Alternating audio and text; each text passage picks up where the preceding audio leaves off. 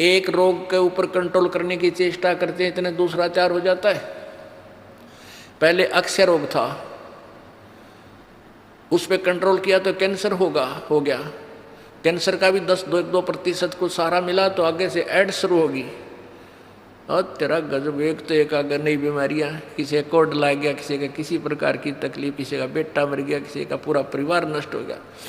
अब कलयुग में इसलिए परमात्मा ने कहा था कि मैं अपने बच्चों को कलयुग में संभालूंगा, कि कलयुग में पिछले तो पुण्य आपके पास रहेंगे नहीं, प्रारब्ध में बहुत कम पुण्य आएंगे तुम्हारे हिस्से में, और दुख होंगे गणे। और जो पूजाएं तुम उस समय कलयुग में आप कर रहे होगे, जो काल के द्वारा भ्रमित, कोई देवता की, कोई भैरव की, कोई भूत की, कोई पितर की, या काल के द्वारा भेजे गए नकली संतों की, ये 10-12 संत पंथ बना रखे हैं, 15-16 पंथ हैं, और भी ये नए नए पंथ चल गए, इनमें भी आप पूजा कर रहे होगे तो भी आपको लाभ नहीं होगा, क्योंकि आपके पिछले संस्कार नहीं हैं। तो उस समय परमेश्वर ने कहा था कि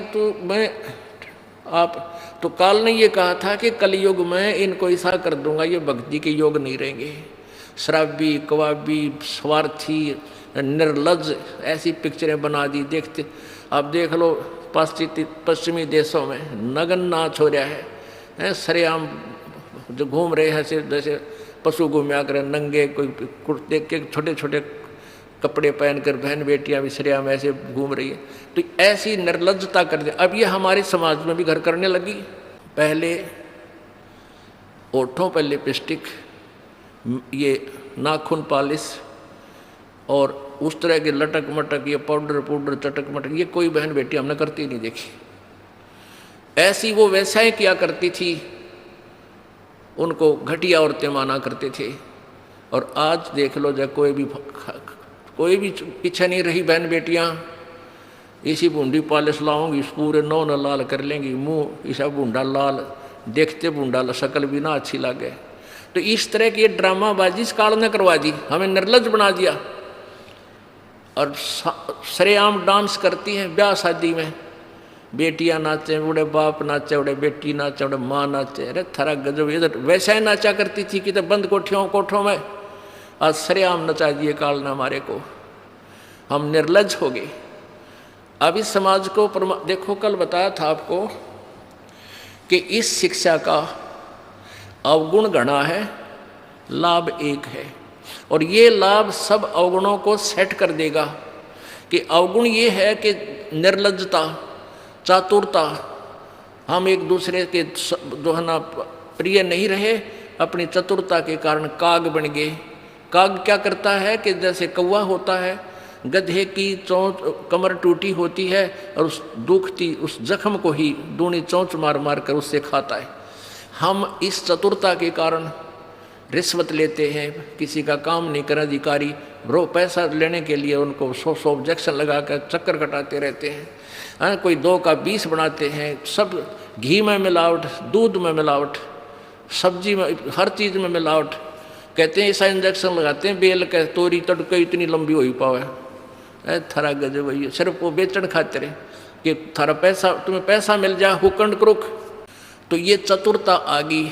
अब डॉक्टर लोग देख लो, सभी तो नहीं हुआ करते, लेकिन 80% इतना जुल्म करते हैं। 2 रुपये का 100 रुपये मांग ले, 200 मांग ले, कोई टाल नहीं, 500 मांग ले, 1000 गरीब आदमी से। और भी किसी स्तर में देख लो, आप कोई पीछा नहीं रह रहा। जिसका भी जहाँ दाव लगता है वो तुरंत डंक मार देता है। जिसके पास कोई मिलावट मिलावट करने सथाना नहीं है, वो तो करेगा कहाँ से।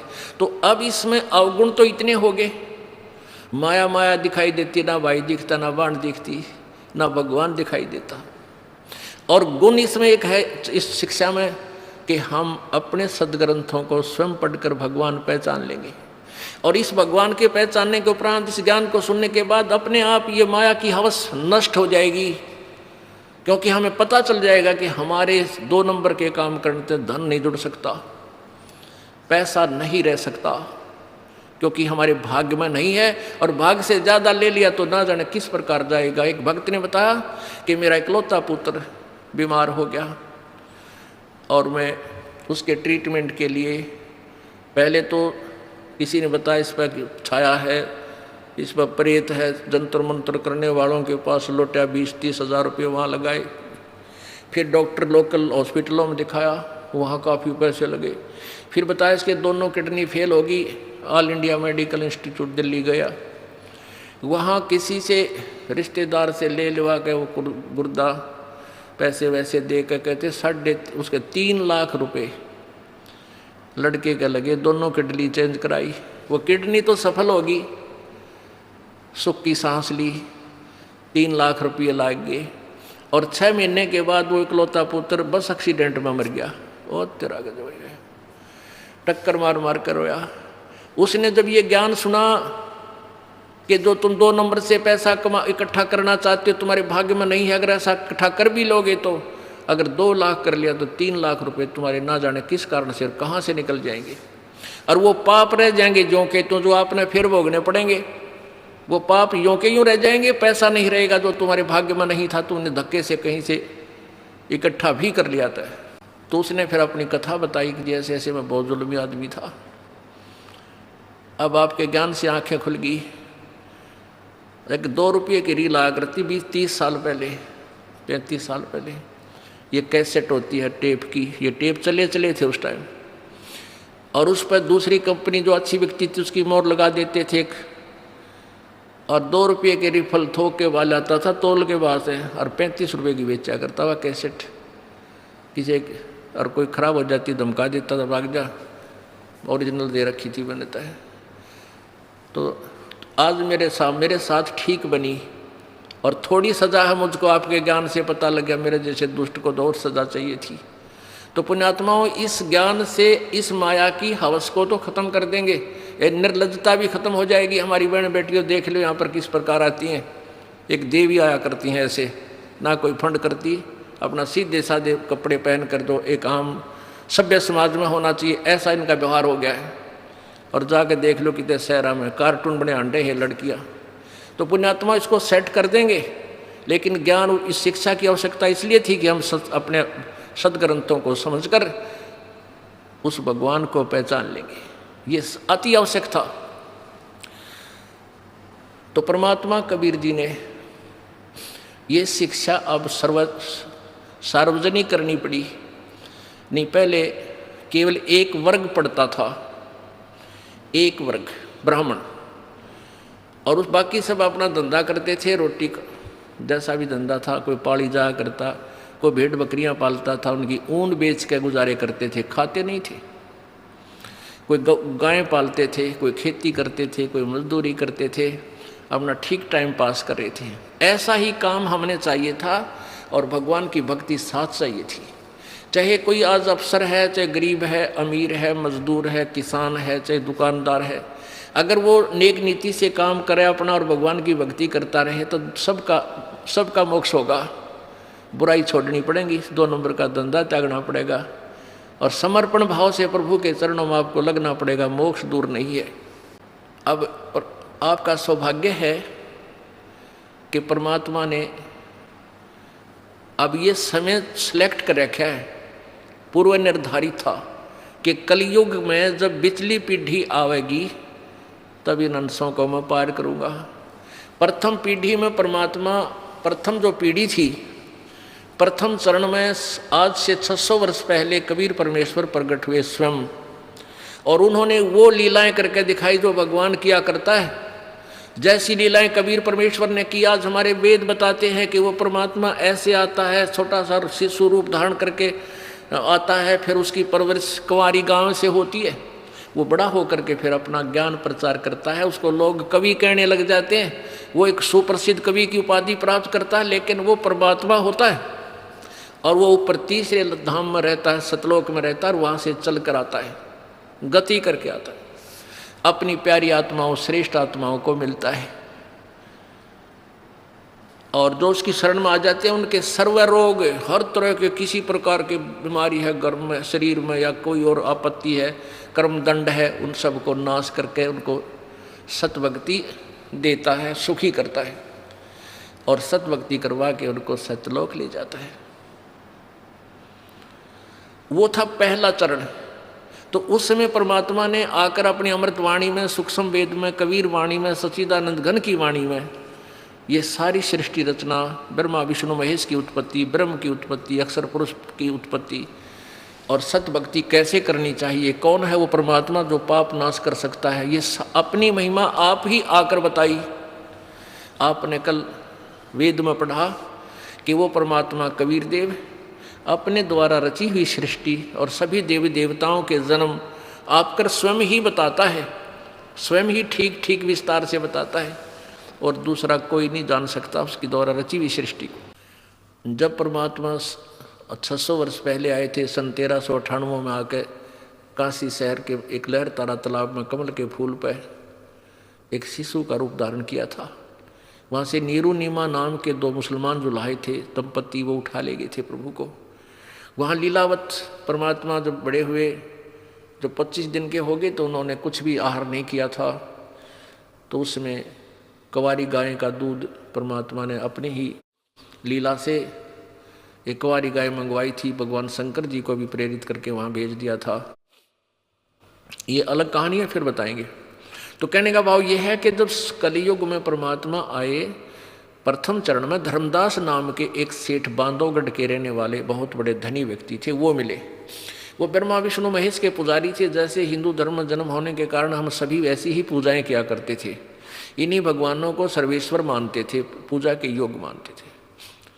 तो जब धर्मदास जी को परमात्मा ने ये ज्ञान कराया, धर्मदास जी ने भी एक हिंदू धर्म की रीति से एक रूपदास नाम के गुरु बना रखे थे। उस रूपदास जी ने जैसा भी उनको ज्ञान फीड कर रखा था वो सारा वो जानते थे। गीता जी का पाठ करते थे, पुराणों को भी एक श्रोधार्य मानते थे। तो परमात्मा कबीर जी ने धर्मदास जी को सभी ग्रंथों में बताया कि इसमें ऐसा लिखा है, इसमें ऐसा लिखा है। अब धर्मदास जी पढ़े हुए थे, उसने देखा सारे सदग्रंथों में ऐसा लिखा है, गुरु जी जो बता रहे हैं सत्य है, लेकिन धर्मदास जी की बात को कोई मानने को तैयार नहीं था। धर्मदास जी ने कहा, प्रभु आपने जो ज्ञान दिया ये मेरे हृदय में समा चुका है और इस ज्ञान को कोई भी सुनने को तैयार नहीं है। रिश्तेदार से कहता हूँ वो भी उल्टा होता है, तो मुसलमान बन गया है, तो देवताओं के बारे में गलत बोलता है, तेरी जीभ कट जाएगी, तेरा नाश हो जाएगा, अब मेरा पीछे पड़ लेते हैं। तब तो परमात्मा बोले, धर्मदास तो ये लाख दुहाई, ये सार ज्ञान की तबार ना जाई। ये तो ज्ञान इब्बा मत बताइए किसी ने, धर्मदास तो ये लाख दुहाई, ये ज्ञान अभी ना बताना कि ब्रह्मा विष्णु महेश के माता पिता है, उस वहाँ लिखा है और वहाँ लिखा है, अभी रुक जा, तेरे को बता रहा हूँ मैं। नहीं तो ये नकली संत, ये नकली ऋषि, मैं ऋषि आ गई, ये डोल पीटते पाओगे। और सत्य कलयुग के अंदर इस काल से मेरा वचन है कि पिछली पीढ़ी में इनको मैं ये सारा खजाना दे दूंगा अपने बच्चा तक, और ये सारे नकली संत फेल होंगे उस समय जा करके जो गीता और वेदों और पुराणों के आड़ में रोटी खा रहे हैं। तो तब मेरे बच्चे मुझे पहचान लेंगे। अब तो इसका जिक्र मत करना कि है। धर्मदास तो ये लाख दुहाई, पुण्यात्माओं इतना बढ़िया ज्ञान मिले पाछे के डट्या जा आदमी, उसने बता दो, उसने बता दो, कसूती ललक उठा। अब आप हो, आपको जब ज्ञान हो जाता है, अपना मोक्ष तो आप भूल जाते हो, मेरा तो मोक्ष होगा ही होगा, फिर भाई को, बहन को, रिश्तेदार को, सबको सुनाने की चेष्टा करते हो, ऐसी उमंग भर जाती है, ऐसी प्रेरणा होती है, स्वाभाविक है और यह होनी भी चाहिए। लेकिन धर्मदास को परमात्मा ने रोक दिया था कि तू बस जिक्र मत करना। धर्मदास तो लाख दुहाई, ये सार ज्ञान, मूल ज्ञान की तबार न जाई। मूल ज्ञान बाहर जो पढ़ी या बिचली पीढ़ी हंस नहीं तरही, और मूल ज्ञान को जब तक छुपाई तब तक छुपाई जब तक ये द्वादश पंथ ना मिट जाए। अब ये सारे पंथ खत्म हो लिए, कंडम हो लिए। इन सभी पंथों की आज तक जितने भी पंथ थे, सबके द्वारा लिखी हुई अनुभव की पुस्तकों को इस दास ने पढ़ा, और वेदों के ज्ञाता समझे जाते थे, उनके अनुभव की पुस्तकों को देखा, सब यूजलेस पाई। उनकी सीडी बना दी, उनके फोटोकॉपी बना दी, ऐसे प्रोजेक्टर में दिखा के पूरे समाज में भेज दी कि ये बताते थे। अब ये कह नहीं सकते कि हम ऐसा ज्ञान नहीं देते थे, क्योंकि उन्हीं की पुस्तक उन्हीं के द्वारा पढ़ दास ने बोलकर सुनाकर सबके सामने रख दी। अब ये सूख जाएंगे, खत्म हो जाएंगे, खत्म हो गए ये समझो, क्योंकि बुद्धिमान समाज है, इस ज्ञान को समझकर तुरंत समझ जाता है कि उन संत के पास कोई ज्ञान नहीं है। अब ये सभी पंथ नष्ट हो जाएंगे। कैसे होंगे? धीरे धीरे, थोड़ा समय लगता है, लेकिन हो जाएंगे। जैसे पहले हम छोटे छोटे थे, वर्षा के दिनों में कहीं खेतों में, किसान के घर जन्म था इस दास का, तो खेतों में जैसे किसी ने आम खाया और फेंक दी गुठली, वो वर्षा ऋतु में फिर वो उग आते थे। वो कहीं किले के बीच में, कहीं कहीं पर ऐसे छोटे छोटे पौधे फूट उगाते थे। हम उनको वहाँ से निकाल कर और एक ऐसे स्थान पर लगाते थे जो फिर खेती करते समय डिस्टर्ब ना करें और पौधे भी बन जा, पेड़ भी बने। तो हम वहाँ से उखाड़ते थे ना, और किसी की नीचे से मिट्टी हट जाती थी, वो जड़, उसकी जड़ें दिख जाती थी, तो यूं कहा करते, तेरा पौधा को ना लागे सूखेगा, तेरे पौधे की जड़ राम ने देख ली, तेरे पौधे की जड़ राम ने देख ली, सूखेगा। और वो सूख जाता था, क्योंकि वहाँ से पाड़ के लांदे फिर दूसरे खेत में ले जाते, इतना वह मिट्टी जिसके नहीं होती उतना वह पौधा ठीक नहीं, वो रहती नहीं उसके अंदर वह क्षमता, तो वहाँ लगाते तो वो सूख जाया करता, एक दिन 2 दिन बाद 2 दिन हरा दिखता, फिर सूख जाता था। तो अब इन सभी पंथों की जड़ राम को दिखा दी, परमात्मा को ने, इस दास ने इनकी जड़ दिखा दी समाज को कि इनके पास ये धन था, तुमने मूर्ख बना रहे थे, ना कोई भक्ति का पता, ना ज्ञान का पता, ना कोई इनके पास मंत्र सही, ये आपको काल के जाल में फंसाएंगे। तो अब ये परमात्मा ने कहा था कि धर्मदास तो 1,00,000 दुहाई, ये सार ज्ञान, ये मूल ज्ञान की तबार ना जाई। और फिर ये कहा था कि मैंने तेरे को ये सारे मंत्र दे दिए, ये तीनों मंत्र दे दिए थे धर्मदास जी को परमात्मा ने, ओम, तत् और सत। तत् भी सांकेतिक है और सत भी सांकेतिक है। अब परमात्मा ने कहा था कि ठीक है, इस ओम और तत् जो दूसरा मंत्र है ये तो तू डिक्लेयर कर भी सकता है, लेकिन सार शब्द जो तीसरा मंत्र है, जो सत शब्द है, जो सत तीसरा नाम है, उसके विषय में तू जिक्र मत करिए, किसी को मत बताना। धर्मदास तो 1,00,000 दुहाई, ये सार शब्द की तबार न जाई, सार शब्द बार जो पढ़ी, बिचली पीढ़ी हंस नहीं तरी। अब आज तक इस पूरी पृथ्वी पर ये 2 मंत्र का जाप तो सार्वजनिक पहले भी हो चुका था इस गरीबदास पंथ में। कबीर जी ने भी अपनी वाणी में लिखा है, ओम और दूसरा मंत्र जो तत् है, ये दोनों मिलकर सतनाम बनता है। लेकिन इसको ना कबीर पंथी समझ सके, ना गरीबदास जी वाले समझ सके ये मंत्र क्या है, और में मंत्र देते रहे, और वो क्लियर लिखा हुआ है, लेकिन सार शब्द फिर भी गुप्त रखा है। धर्मदास तो 1,00,000 दुहाई, ये सार शब्द की दबार न जाही, इस सार शब्द के बारे में केवल इस दास को अधिकार है आपको देने का, इससे पहले किसी को अधिकार नहीं था। और अब ये सारे आपको सब मंत्र मिलेंगे, आपका मोक्ष होगा। आपका सबसे बड़ा सौभाग्य है कि आपका जन्म इस कलयुग में हो गया, उस चरण में आज बैन उठ गया इस काल का, आप सभी पार होगे, चाहे कोई मजदूर है, चाहे कोई सेठ है, चाहे राष्ट्रपति है। यदि वो सतभक्ति और समर्पण भाव से करेगा तो सभी की जहाज में बैठकर सतलोक जाएंगे। ये ऐसा मंत्र है, आपको दिया जाएगा, ऐसा ज्ञान है। सबसे पहले आपको विकार रहित किया जाएगा, सब बुराई छुटाई जाती है, बीड़ी, शराब, मांस, तम्बाकू, चोरी, चप्पा, ये रिश्वत वगैरह, ये सारी त्यागनी पड़ेंगी। फिर देखना तुम्हारे घर में बरकत है, कितना आपको सुख देगा भगवान, आप सोच भी नहीं सकते। और आप ये सोचा करोगे सचमुच परमात्मा सुना करते ऐसा सुख देता है, आपके घरों में डेली होया करेंगे। जैसे कल आपने देखा, कल आपने सुना उस गरीब परिवार की कहानी कि मेरा छोटे से का बाप मर गया था और पिताजी की मृत्यु हुई, जब लोन ले रखा था बैंक से, वो लोन भर नहीं सका, हमारी बहुत खस्ता हालत थी। और माता अकेली रहेगी, कुमारन वाली मजदूरी करे, और लोन आ गया कई हज़ार रुपये रोज़ाना, महीने 2 महीने में बैंक से वो लेटर आ जाए तुम्हारा इतना लोन है भर दो। तो उनकी माता गई थी वहाँ पर बैंक में कि भी ये तुम्हें पर्ची भेजी है, इसका सारा तो मैं नहीं भर पाऊँगी, और जो ब्याज रहित अगर लेना चाहो तो मैं दे सकती हूँ। इस तरह कोई सोच कर गई थी वह, कोई क्लियर करो तय। तो कलर कहने लगा तुम्हारा बैंक में कोई लोन शेष नहीं है, तुमने सारा भर रखा है। वो उसके साथ शर्वरी है कि तू ढंग से नहीं देखता है, तुम कल ने फिर मेरे से हमारे पर और दुगना तिगना बना के भेज दोगी, तो ढंग से बता मेरे को। उनकी दोनों की लड़ाई, ऊंचे ऊंचे बोलने लगे। बैंक मैनेजर आ गया, कहने लगा बहन क्या झगड़ा है तुम्हारा? बोला जी मेरा हमारे यहाँ चिट्ठी भेज रखी तुमने हैं, और ये हमारे ऊपर लोन है, यूनो का लोन तुम्हारे पास है नहीं, तुम फिर इसका दुगना बना के भेजोगे, हम थोड़ा थोड़ा देना शुरू करें जैसा हमारी गुंजाइश है, कुछ करें इसका तो बताओ, मुझे क्लियर बताओ। बैंक मैनेजर ने बोला जा बहन जी मैं देखूंगा, मैं खुद चेक करूंगा। उसने खुद चेक किया, कंप्यूटर में देखा, कंप्यूटर में देखा तो कहने लगा तुम्हारा सारा लोन क्लियर है। वह फिर शर होगी न, बोली तुम मत बकाओ मेरे को, ये तुमने चिट्ठी भेज रखी। वह चिट्ठी उसने दी पाड़ और लिख कर दे दिया कि तुम्हारा कोई लोन नहीं है, समौर मार दी। बोलो सतगुरुदेव की। अब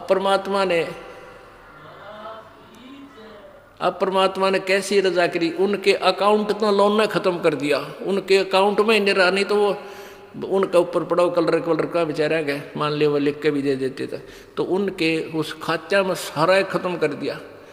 और परमात्मा ने के लाग गया देरी, वो घर भर दे परमात्मा आपका पैसे से, ये सत्कर मान लेना। ऐसे भक्त हमारे को बताते हैं जी मेरे एक बार 5,000 रुपये बढ़ गए, इतने पैसे धरे थे 3 बार गिन के गरीब आदमी, और 5,000 रुपये बड़े पाए। तो पुण्यात्मा विश्वास रखना मालिक पे, 2 नंबर के धंधे करके दूने पाप कमाओगे और अंत में पापों की गाड़ी भर ले जाओगे। यहाँ परमात्मा आपके आने वाली आपत्तियाँ, जैसे आपके ऊपर कोई पाप कर्म के कारण कोई दंड आना, उसको भी खत्म करेगा। तो इसलिए परमात्मा बताते हैं अपनी महिमा, आप बताते हैं आजा बंदे शरण राम की फिर पाछे पछतावेगा। भाई आजा बंदे शरण राम की फिर पाछे पछतावेगा। इसलिए परमात्मा कह रहे आ जाओ तुम अब भी मेरी शरण में। जैसे गीता जी अध्याय नंबर 18 के, गीता जी अध्याय नंबर 18 के श्लोक नंबर 62 में गीता ज्ञान दाता कहता है कि अर्जुन तू सर्वभाव से उस परमेश्वर की शरण में जा, उसकी कृपा से ही तू परम शांति और शाश्वत स्थान यानी सत्यलोक को प्राप्त होगा। परम शांति कि वहाँ जाकर तुझे परम शांति होगी, वहाँ कोई कष्ट नहीं उस सतलोक में। वो कैसा है वो सतलोक? भाई शंखों लहर मेहर की उपजे कहर नहीं जा कोई, दास गरीब अचल अविनाशी सुख का सागर सोई। उस सतलोक के अंदर कोई दुख नहीं, किसी प्रकार का कोई कष्ट नहीं, बुढ़ापा नहीं। इस जीव के लिए सबसे बड़ा दुश्मन है बुढ़ापा। मृत्यु भी देखी जा, चल हो जाए तब एक दिन कट जा टंटा। ये बुढ़ापा है ना, ये रुआ ले से इस प्राणी को। और इस कलयुग में तो और ज़्यादा ना बालक अच्छे रह रहे, ना कोई ऐसी पुत्र वधुओं को ज्ञान रहा, बेटियों को जो थोड़ी बहुत दया धर्म भी वो खत्म होती जा रही है। तो इस प्रकार ये बुढ़ापा, इस समय का बुढ़ापा सबसे बड़ा कहर होगा आपके लिए। पहले तो लाज शर्म करा करते, कोई पड़ोसी कह देता, रिश्तेदार ते भी नो डरा करते भी कुछ आकर टोक देगा, बूढ़े ही सेवा ना करते। इब तेने कहें तू ले जा, तने घना अच्छा लग गया तो कर ले सेवा इसकी। तो इतने निर्लज हो गए हम। तो अब हमने भगवान की घनी जरूरत है, और सही भक्ति करेंगे तो बुढ़ापा आपका ऐसा कट जाएगा ना, बेरा बिना पटन दे भगवान। 100 तो दर्दा तो दूर करेगा, कोई आपत्ति आओगी हल्की सी करके टाल देगा आपको। आखिरी सांस तक आपका हाथ पैर चलते रहेंगे, आपको स्वस्थ रखेगा। तो ये बुढ़ापे वाला कहर भी टल जाएगा और सतलोक भी प्राप्त होगा। और इस मार्ग पर कैसे लगना चाहिए? इस मार्ग पर हमने कितना समर्पण चाहिए, कितनी दृढ़ता चाहिए। बालकों का खेल नहीं है ये। हम एक तो स्वार्थवश लगे रहे, 2-4 काम हो गए, एक कार्य नहीं सरा तो मन में दोष आ जाता है, कोई लाभ नहीं हुआ। हमने टारगेट जो बना रखा होता है, अगर वो हो जाए तो हम समझते हैं भगवान ने ठाठ कर दिए। और हो सकता है जिसको जिस उद्देश्य से आप परमात्मा से डिमांड कर रहे हो और वो वस्तु आपके लिए आने वाले समय में आपके लिए हानिकारक हो, तो परमात्मा वो आपको देगा नहीं, वो नहीं देगा यदि आप भगवान से की शरण में हो। और आपको वो नहीं देगा क्योंकि मेरी आत्मा को ही बर्बाद कर देगा, लगे लगाए पौधे को नष्ट करेगा। और आप ये सोच लेते हो परमात्मा ने ये हमें लाभ क्यों नहीं दिया, और आप भगवान से दूर हो जाओगे तो आपका दुर्भाग्य होगा। इसलिए ये रह रह कर ज्ञान दिया जाता है कि आप रोगी हो और ये हॉस्पिटल है जन्म और मृत्यु के रोग को काटने वाला। ये वो दीर्घ रोग है जो ना ब्रह्मा से कट सकता, ब्रह्मा का अपना नहीं कटा। विष्णु जी को भी ये रोग है, ब्रह्मा जी को भी रोग है, विष्णु जी को भी मृत्यु का जन्म मृत्यु का रोग है। इस ब्रह्म को भी जन्म मृत्यु का रोग है, पर ब्रह्म को भी है। केवल एक परम अक्षर ब्रह्म है वो परमात्मा जो जन्म और मृत्यु के रोग को काट सकता है। और वो ये हॉस्पिटल है बरवाला आश्रम, सतलोक आश्रम बरवाला। यहाँ पर उस दीर्घ रोग का ऑपरेशन होता है। अब सच परमात्मा के दरबार में आप आगे, जैसे आप हॉस्पिटल चले जाते हो, आज हॉस्पिटल में जाके आप डॉक्टर को अपना रोग बता देते हो, डॉक्टर अपनी जांच करके क्लियर कर लेता है कि हाँ आपको ये रोग है, फिर वो आप कहते हो जी ट्रीटमेंट कर दो, तो उसमें डॉक्टर आपका ट्रीटमेंट करता है, आपका जो है इलाज करता है, तो उसमें आपकी सलाह नहीं लेगा। वो अपने हिसाब से आपको इंजेक्शन लगाना है इंजेक्शन लगाएगा ही लगाएगा, ग्लूकोज लगानी है ग्लूकोज लगाएगा, और यदि ऐसी कोई स्थिति आ गई तो आपका ऑपरेशन भी करेगा। हाँ, इतना अवश्य बता देगा कि इसके ऑपरेशन की आवश्यकता पड़ेगी, बोल तरीके सलाह है। यदि आप कहोगे ऑपरेशन नहीं कराता तो जा अपने घर में मर, ऑब्जेक्शन है तो जा फिर दाते मरेगा। तो ऐसे ही यहाँ आप आगे, और ये दास डॉक्टर है, परमात्मा कबीर जी की पावर से सारा काम होगा। तो आपको जैसा भी कुछ मिले, जैसा भी मालिक रखे, आपको नो ऑब्जेक्शन होना चाहिए। यानी जो रखे तो ही रहूं मेरा के सारा, खाने जाद खरीद हूँ गुलाम तुम्हारा। परमात्मा जैसे भी आपको रखे, अब चाहे आपको ये दिखे कि हमारी ये हानि होगी, नहीं, हानि नहीं, ना जाने के बड़ा कहर टाल दिया आपका, आप नहीं सोच सकते, आप बालक हो। एक 2000 10,000 रुपये की हानि में आपका 10 लाख का नुकसान भी टाल देगा परमात्मा। और आप ये सोचोगे कि हमें ये हानि नहीं होनी चाहिए थी, हमने नाम भी ले रखा है, तो ये आपकी गलती है। पुण्यात्माओं, परमात्मा कबीर देव जो है ये हमारे पाप कर्मों का नाश कर देता है। अब जैसे आप सोचते हो कि भी हमें ये हानि नहीं होनी चाहिए थी, हमें ये नहीं होना चाहिए था, तो फिर आप इस भक्ति का लाभ प्राप्त नहीं कर सकते। जैसे आप यहाँ आए हो, आपको 1 2 3 लाभ तो परमात्मा कबीर जी अपने कोटे में तो देगा, ऐसा लाभ देगा आप सोच भी नहीं सकते कि मुझे ऐसा सुख हो गया भगवान हे परमात्मा। अब यहाँ जो भाई बहन आते हैं जो 2 वर्ष 3 वर्ष के लग रहे हैं, 4 वर्ष के 5 वर्ष हो गए, वो शुरू में आते हैं तो ये कहे जी हमारा ये नुकसान हो गया, ये लाभ नहीं होता, ये बीमारी होगी, ऐसा नहीं होता।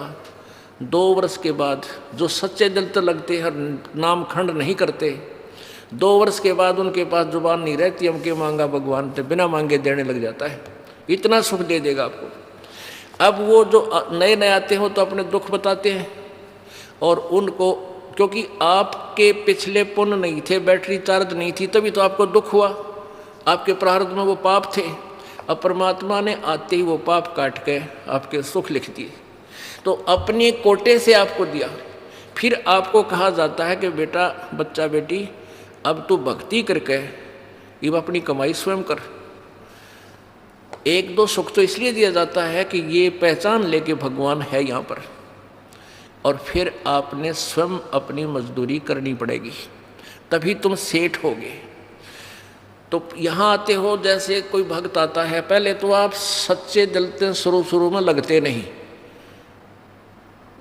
यदि आप शुरू से समर्पण कर दो और छोड़ दो सब पूजाओं को, देखना आपके ऊपर 1 वर्ष के अंदर वारे न्यारे कर देगा भगवान, लेकिन नहीं कर पाते।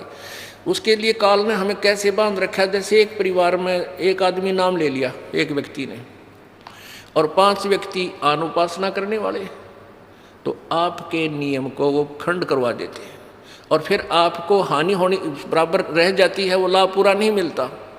फिर आपको समझाया जाता है, दृढ़ किया जाता है कि ये पूजा मत कर, अनुपासना नहीं करनी है। परमात्मा कबीर जी कहते हैं 100 वर्ष तक सतगुरु पूजा एक दिन अनुपासी, वो अपराधी आत्मा फिर पड़े काल की फांसी। 100 वर्ष आपने साधना कर रखी है, परमात्मा की साधना, सत्य साधना, एक दिन अनुपासना कर ली, अन्य देवी देवता क्रियाक्रम कर दिया, तो तेरा सारा नष्ट हो जाएगा। वो अपराधी आत्मा फिर पड़े काल की फांसी, यानी वो पिछला किया हुआ नष्ट नहीं होगा, लेकिन काल के जाल में फंस गया, नाम टूट गया, और काल फिर तेरे पिछले पुण्य के आधार पर तुझे नचाएगा, स्वर्ग में देवता बना देगा, ब्रह्मा विष्णु महेश बना देगा, पदवी दे देगा, फिर आपकी मलाई जो बैटरी डिस्चार्ज हो जाएगी, फिर गधे की योनि दे देगा, यानी काल की फांसी में फिर रह गया। तो ये साधनाएं आपने जो हम बताते हैं शुरू में ही, प्रारंभ से ही दृढ़ निश्चय करके आओ, और सब आप अनुपासना को और समर्यादा जो आप हमारे नियम को भंग करती हैं, इनको तुरंत त्याग दो, और फिर देखना। अब जैसे कोई भक्त आता है अनजान, जो ज्ञान नहीं समझ रहे, वो कहते हैं जी मेरे को ना 4 महीने हो गए नाम लिए ने, मेरे को 10 महीने हो गए और मुझे कोई लाभ नहीं हो पा रहा, मैंने पाठ भी करा दिया, ज्योति भी बोल दी। उसके 2 कारण हो सकते हैं। एक तो ये है कि आपने बीच में कोई नाम खंड किया हुआ है, या आपका नाम खंडित है। जब नाम कनेक्शन कट गया तो पावर आएगी नहीं, तो बिजली नहीं आएगी, तो आपके पंखे चले ना कूलर चले। दूसरा ये कारण हो सकता है कि आप जैसे सर्दियों के मौसम में आपने स्वेटर भी पहन रखी है, जूते भी पहन रखे, और फिर भी आपको सर्दी लग रही है, तो क्या कारण है कि सर्दी घनी है। सर्दी घनी है तो उसका क्या उपाय है कि जर्सी और पहन, और जर्सी से भी सर्दी लग रही है तो कंबल और ले। उसका विकल्प यही है, और तरीका नहीं। अब कोई ये कहे कि मैंने स्वेटर भी पहन रखी और फिर भी सर्दी लगती है, क्या फ़ायदा हुआ, मैं तो स्वेटर निकाल कर फेंक देता हूँ, तो वो बोली बूच होगा होता है। अब आपने नाम ले लिया, आपने जोत भी चढ़ा दी, जोत भी लगवा दी, धर्म पाठ भी करवा दिया, और फिर भी आपके ऊपर थोड़ी बहुत आपत्ति है, तो पाप कर्मों की सर्दी बहुत भयंकर है। यदि देखो आपने कंबल ओढ़ लिया, कंबल ओढ़े हुए हो और फिर भी सर्दी लग रही है, तो क्या उस कंबल को फेंक देने से सर्दी खत्म हो जाएगी? नमूनिया होगा। कंबल ने जितना उसकी क्षमता थी उतना प्रोटेक्शन आपका कर रखा है। अगर ये कंबल भी ना होता इतनी सर्दी में तो नमूनिया हो जाता आपको। तो ऐसे ही आपके ऊपर पाप कर्मों की सर्दी घनी है, और इतना कुछ धर्म करने के बाद भी थोड़ा बहुत ठूं ठा की हाथ पाँव ठंडे हो रहे हैं, तो क्या नाम छोड़ देने से आपको लाभ हो जाएगा? वो नाम रूपी कंबल को फेंक देने से, धर्म रूपी कंबल को फेंक देने से आपको हानि होगी। उसका तरीका है कि और बढ़ा, रजाई ओढ़नी पड़े, रजाई ओढ़, और आग बाल कर सेंकना पड़े तो आग बाल कर, हाथ पैर सेंक कर अपना गर्मी प्राप्त कर। तो ऐसे ही इसी तरह धर्म और बढ़ा, पुण्य बढ़ा, पाठ और कर, जोत चढ़ा। जैसे एक टेबलेट थे, पेट का दर्द ठीक ना हुआ 2 ले, एक दिन बना हुआ तो लगातार 1-1 महीने भी गोलियां खानी पड़ जाती है, जब वो इलाज होगा उसी तरीके से। तो आपका जो ये पाप रूप कर्मी जो कर्म रूपी सर्दी से आप जो परेशान हैं, इसका यही तरीका है, और इसमें आपने पीछे नहीं हटना, आगे को बढ़ना चाहिए। और जिनके ये परमात्मा की खटक लग जाती है उनकी क्या स्थिति होती है। लागी का मार्ग और है, लगे चोट काल जा करके, लगे चोट काल जा करके, लगे चोट काल जा करके ला।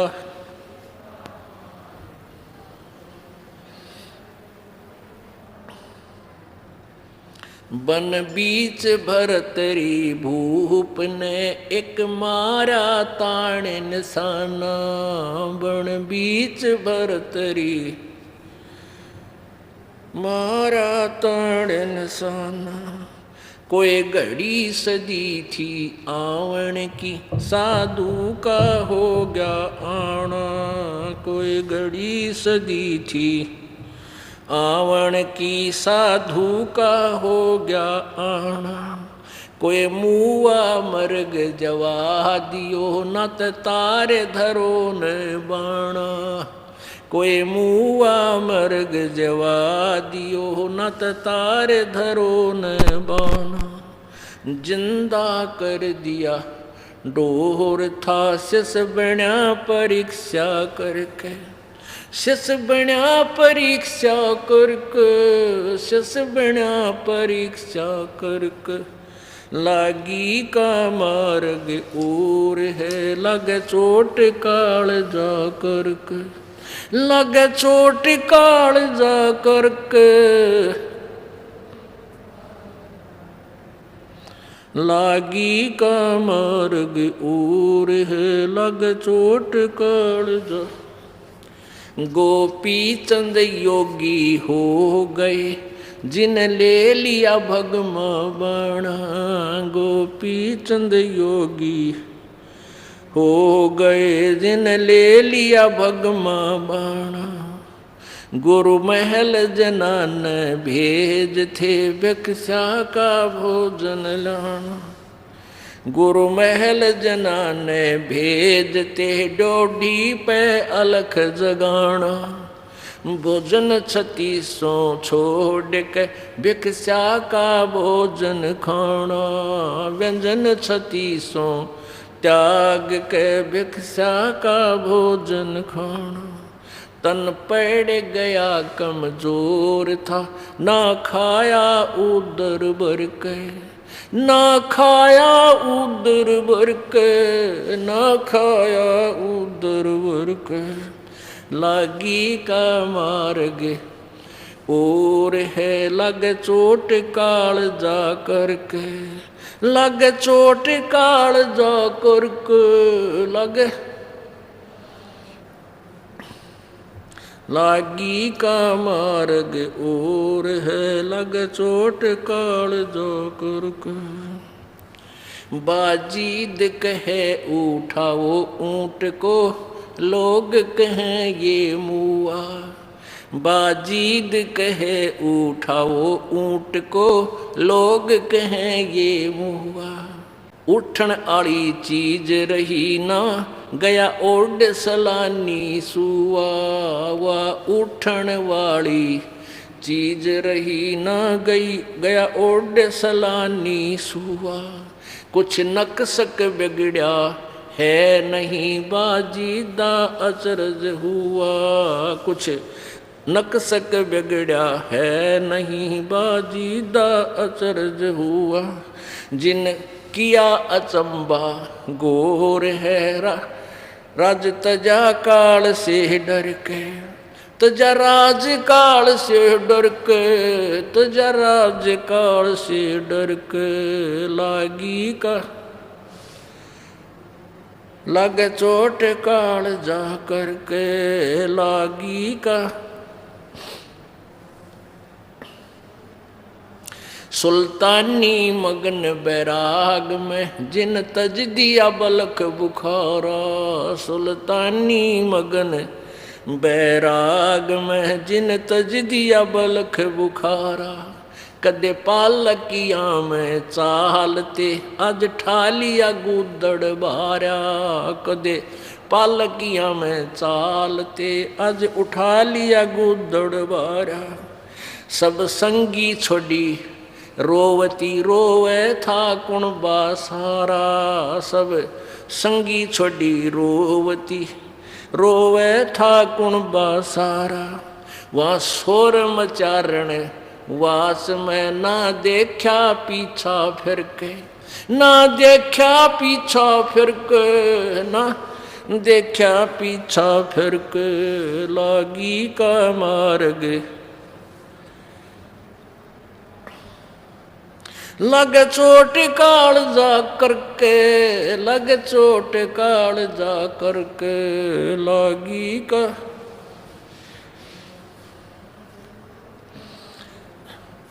कुएं में शेख फरीद ने किसी मीठी बोली भाषा, कुएं में शेख फरीद ने किसी मीठी बोली भाषा। तुम चुन चुन कगा खा ली और मेरे हाडा पर का मासा, तुम चुन चुन कगा खा ली और मेरे हाडा पर का मासा। मेरे दो नैना मत छेड़ियो मोहे राम मिलन की आशा, मेरे दो नैना मत छेड़ियो मोहे राम मिलन की आशा।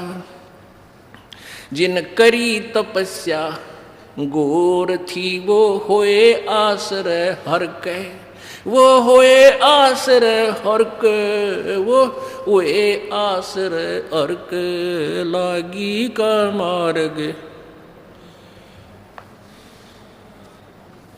लग चोट काल जा करके, लग चोट काल जा करके लागी का करके लागी का मार्ग जो और है लग चोट काल जा। पीपा दरिया में कूद गए रजिन कैसी करी डठाई, पीपा दरिया में कूद गए रजिन कैसी करी डठाई।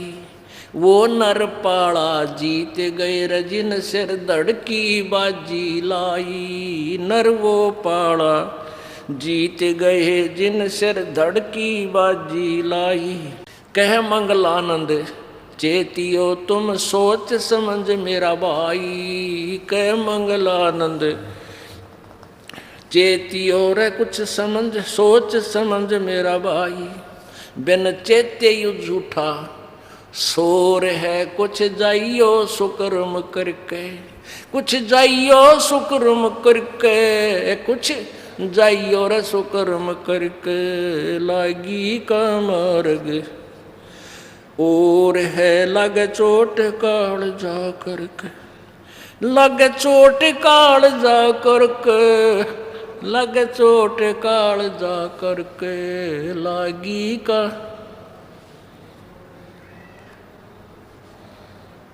सत साही।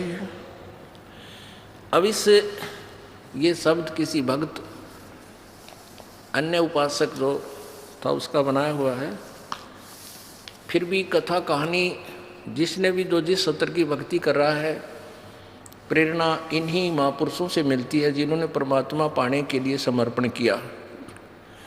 और परमात्मा उन्हीं को मिला है जिन्होंने तन मन शीश उस परमात्मा को तन मन धन सब तेरा और तेरा तुझको अर्पण के लागे मेरा। अब तो आप आते हो माया मांगने, और एक दिन ऐसा दिखा दूंगा आप नो ऐसे लिया करोगे भर भर का जेब, आप मालिक के दरबार में उस देन आया करोगे, लेन नहीं, क्योंकि आपके द्वारा किए शुभ कर्म इतने प्रफुल्लित होंगे और आपको माया की के अवगुण का पता लग जाएगा। फिर भी इस माया को जोड़ जोड़ कर इसके लिए 2 नंबर का काम करके कर्म नहीं बिगाड़ सकते। तो समर्पण करोगे, तन मन शीस ईस अपने पे, तन मन शीस ईस अपने पे, पहले में चोट चढ़ावे जब कोई राम भगत गत पावे हो जी, जब कोई राम भगत गत पावे हो जी। कहने का सारी कुछ प्रक्रिया आपको समझाने के लिए बताई गई है कि आप इस मार्ग पर लगो, उसी दिन से आप समर्पण कर दो, या इस नाम को लो मत, इसको समझो। पहले हमने पुस्तक बना रखी है वो ले जाओ, बार बार उनको पढ़ो अच्छी तरह, उनको ज्ञान को समझ कर आओ, नाम लो। सतनाम तो तब तक मत लेना जब तक आप इस ज्ञान को पक्का दृढ़ नहीं समझ चुके हो, इसलिए हम लेट करते हैं। अब प्रथम नाम ले लिया, थोड़ा बहुत खंड वंड हो गया तो चलेगा, और सतनाम लिए पाछे फिर भी तुम गड़बड़ करते रहते हो, तो उतना लेट हो जाओगा लाभ आपको मिले तोगा, क्योंकि फिर शुरू करवाएंगे, फिर स्टार्ट होगा। तो इतना आप डगमग होकर के विचलित भी हो सकते हो कि नाम हमारा लाभ नहीं हो रहा।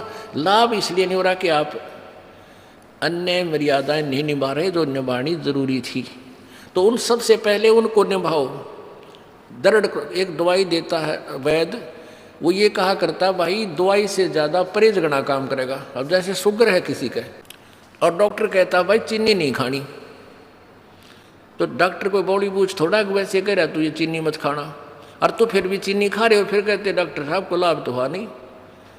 तो आपके साथ ऐसे बनता है कईयों के साथ कि हम कहते हैं ये पूजाएं नहीं करनी, इनको त्याग देना, हम जो बताएं यही खाना, यही गोली खाना, अर्थात ये दवाई लेना, ये मंत्र जाप करना, और जो पहले तुम करते हो वो नहीं करनी चाहिए।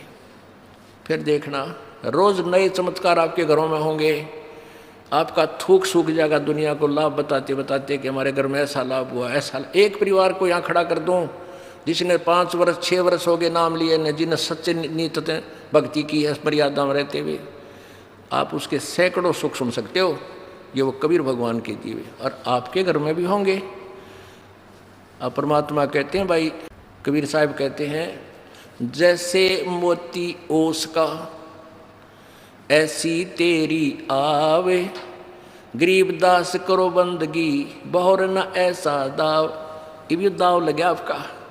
ये कलयुग का समय, ये वो पीढ़ी पिछली पीढ़ी का समय रहा आपका मनुष्य जीवन बहन भाई बेटी का।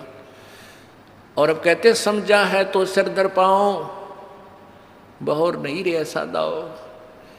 ये समय मनुष्य जीवन और ये दास तत्वदर्शी संत परमात्मा कबीर जी का भेजा हुआ, ये सारे नंबर कदे कदे मिला करें। अरीब जो पाछा रह गया, अब भी कोई नहीं पार हुआ तो उसके साथ नालायक नहीं धरती पे। बोलो सतगुरुदेव। परम पिता परमेश्वर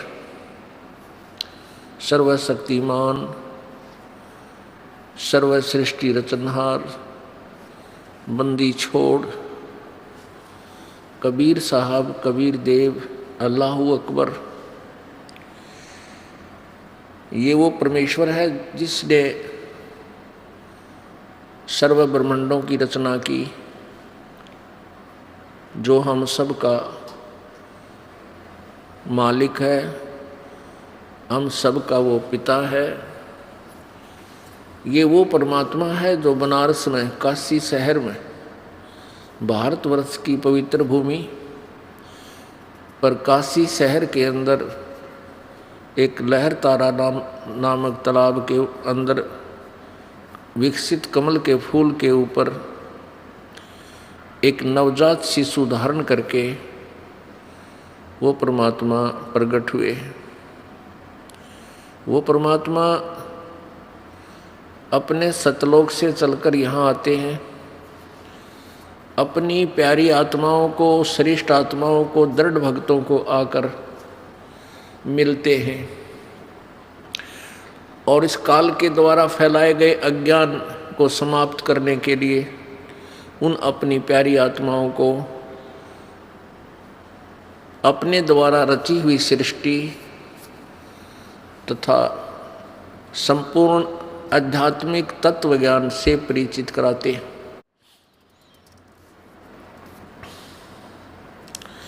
पुण्यात्मा, परमात्मा प्राप्ति कोई कठिन विषय नहीं है, क्योंकि परमात्मा प्राप्ति के लिए मानव शरीर हो, पूर्ण संत हो, पूर्ण संत से उपदेश प्राप्त हो और आपकी सच्ची श्रद्धा और सच्ची लगन हो, अपना दैनिक कार्य स्वाभाविक कर्म करते हुए जिसका जैसा भी कोई कार्य है उसको करते करते आप परमात्मा प्राप्ति कर सकते हो। इसमें जो सबसे कठिन कार्य काल भगवान ने बना दिया वो ये है कि परमात्मा को कैसे पहचाने। जब तक हमें ये दृढ़ विश्वास नहीं होगा कि ये लाल है तो हम उसकी पूरी कीमत नहीं दे सकेंगे। जिसमें हमें ये पक्का विश्वास हो जाएगा कि ये लाल है तो सौदागर उसकी पूरी कीमत देने में आनाकानी नहीं करता। अभी तक हम अपने परमात्मा, अपने मूल मालिक, अपने पिता को नहीं पहचान सके, और हम इन ब्रह्मा विष्णु महेश जी, ब्रह्म परब्रह्म, इन्हीं तक के ज्ञान से रंगे हुए थे, और हमारी साधना का जो टारगेट था, हमारी साधना की जो अंतिम पहुंच थी, वो ब्रह्मा विष्णु महेश, विष्णु और शंकर जी तक ही थी। ब्रह्मा जी को तो हम दंत कथाओं के आधार से रिजेक्ट किए हुए थे कि ब्रह्मा की पूजा नहीं करनी। ऐसा नहीं है, ये भी गलत बात है। ये तीनों एक जैसे, एक ही सत्र के, श्री ब्रह्मा जी, रजगुण श्री ब्रह्मा जी, सतगुण श्री विष्णु जी, तमगुण श्री शिव जी, ये एक ही सत्र के भगवान हैं। इनकी एक जैसी पावर है, इनके विभागों का अंतर है। जैसे यहाँ विभाग है, जैसे कोई होम मिनिस्टर है तो गृह मंत्री का महत्व ज़्यादा है। प्रत्येक व्यक्ति गृह मंत्री को ज़्यादा महत्व देता है, और दूसरा कोई वित्त मंत्री है या कोई उद्योग मंत्री है तो उनको ज़्यादा महत्व देते हैं। और एक सैर सपाटा मंत्री हो तो उसकी तरफ विशेष ध्यान नहीं होता, उसको हम विशेष महत्व नहीं देते, क्योंकि उसका जनसाधारण से कोई लिंक नहीं होता, ना कोई बेनिफिट विशेष वो दे सकता। तो ऐसे विभाग का अंतर है। श्री ब्रह्मा जी रजोगुण विभाग के मंत्री हैं, ये केवल सृष्टि जीवों से ये संतानों उत्पत्ति करवाते हैं, दैट्स ऑल। और विष्णु जी सतिथि रखते हैं, और इनको कथित रूप से पालन पोषण का भी कहते हैं। ये पालन पोषण करता है, लेकिन पालन पोषण तो एक ही परमात्मा, वो पूर्ण ब्रह्म वही करता है। और शिव जी को इसलिए पूजते हैं कि ये रिद्धि सिद्धि इसके पास है, और ये एक आधा खिलौना साधक को दे देता है। फिर उसके आधार से ये सिद्ध पुरुष, नाथ, ये फिर हल्दी की गांठ प्राप्त करके पंसारी बन जाते हैं। इसलिए इनका महत्व ज़्यादा है। लेकिन अन्यथा ये तीनों भगवान एक ही सत्र की शक्ति के हैं। अब सबसे पहले हमने परमात्मा को पहचानना है। वो कौन है वो परमात्मा जो हमें पूर्ण मोक्ष दे सकता है?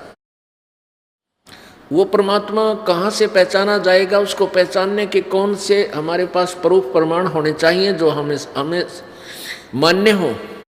उनमें से हम सर्वप्रथम वेदों को महत्व देते हैं। पवित्र हिंदू धर्म के अंदर वेदों का नाम सर्वोच्च है, और कोई भी व्यक्ति ये कहने वाला नहीं है कि वेदों का ज्ञान गलत है। एक आधे कुछ सिरफरे हैं, वो ये कहते हैं वेद भी तो एक किसी इंसान ने लिखे हैं, व्यास जी ने लिखे हैं, और गीता जी भी तो व्यास जी ने लिखी है, वो भी तो उन्हीं का अनुभव है। और कुछ ये कहते हैं, जैसे विशेषकर राधा स्वामी वाले, राधा स्वामी पंथ वाले ये कहते हैं कि हम वेदों और गीता को नहीं मानते।